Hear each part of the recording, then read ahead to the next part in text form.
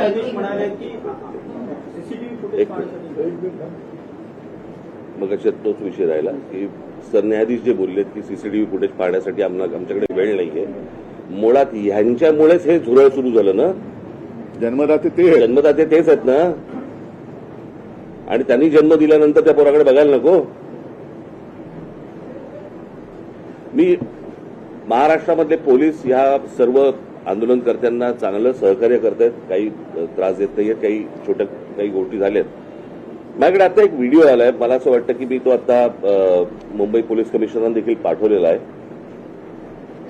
एका टॅक्सीतनं मुलं चालली होती आणि ती मुलं चालली असताना टॅक्सीतनं नाही, पोलिसांच्या गाडीतून आणि तो पोलीस त्यांना सांगतोय त्या मुलांना की परत या एरियात जर दिसलात तर खिशामध्ये तुमच्या काय 5 ग्रॅमची पावडर टाकीन, 50 ग्रॅमची पावडर टाकीन. बरं का. पोलिसांकडे आता पावडर पण मिळायला लागली. पोलीस एजंट आहेत का पावडरवाले? हा पोलीस कोण ड्रग सप्लायर आहे का?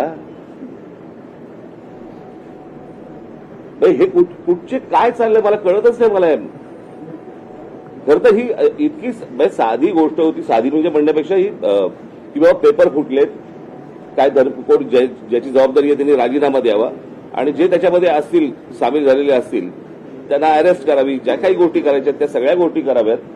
परत हे होणार नाही याची शाश्वती द्यावी आणि त्यांच्याशी चर्चा करावी. हे सगळं प्रकरण इथपर्यंत आलंच नसतं. लोकशाही मराठी ऐका, पहा, जागरूक रहा.